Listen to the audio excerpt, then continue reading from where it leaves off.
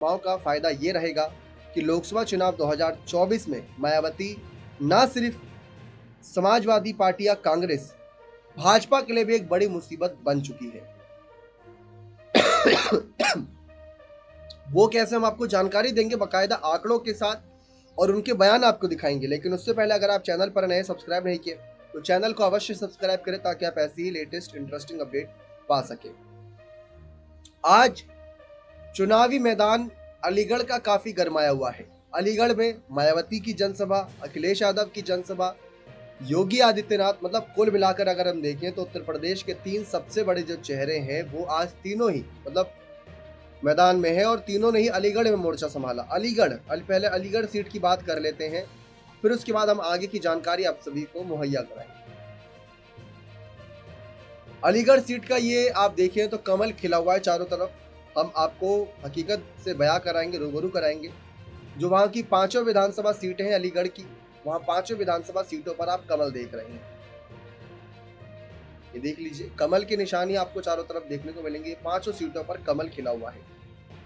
इसके अलावा इस सीट पर बहुजन समाज पार्टी साल 2009 में जीती थी, जब मायावती मुख्यमंत्री थी 2007 में। उस समय उनका दौर चल रहा था, अकेले दम से सरकार बनाई थी और अकेले दम से भी काफी कुछ सुर्खियां बटोर रही थी। तब 2009 में राजकुमारी चौहान वहां से सांसद चुने गए थे।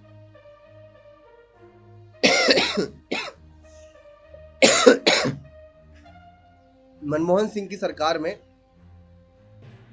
बसपा के काफी नेता पहुंचे थे वहां तक।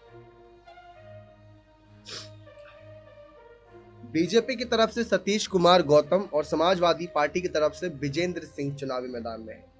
बहुजन समाज पार्टी के कैंडिडेट की भी आपको जानकारी देते हैं, लेकिन हम पिछले चुनावी आंकड़े देखें तो यहाँ ये जो सीट थी, खास बात यह है कि ये सीट बसपा के खाते में गई थी जब सपा, बसपा और आरएलडी गठबंधन में थी। तो ये सीट बसपा के खाते में थी और बसपा 2,29,000 वोटों से हार गई थी। तब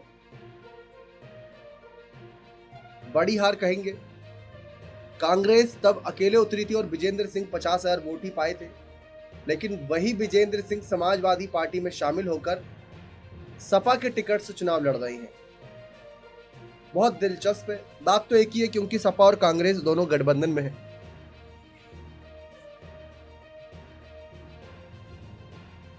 सतीश कुमार गौतम यहां से लगातार सांसद चुने गए। दर्शक अगर आप देख रहे हैं तो 2014 और 2019 दोनों में ही वो सांसद चुने गए और बसपा को हराकर ही सांसद पद पाया था।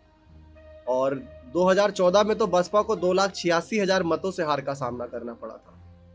हम यहाँ पर कैंडिडेट देखते हैं कि बसपा ने अलीगढ़ से किसको बनाया है। अगर हम देखेंगे यहाँ पर तो कुछ अलग ही नाम शायद हमें देखने को मिले, लेकिन जिस तरीके से फिलहाल माहौल है, रणनीतियां हैं, उसको देखकर ऐसा लग रहा है कि बहुजन समाज पार्टी पूरी कोशिश में है कि कहीं ना कहीं कैसे ना कैसे यहाँ पर आगे आ सके। अलीगढ़ सीट की हम बात कर रहे हैं तो अलीगढ़ सीट के हम देखते हैं बहुजन समाज पार्टी की लिस्ट है, ऑफिशियल लिस्ट है। हाँ, अगर आप इसमें दूसरे नंबर पर देखेंगे अलीगढ़ सीट का हितेंद्र कुमार उर्फ बंटी उपाध्याय को यहाँ से टिकट दिया हुआ है मायावती ने।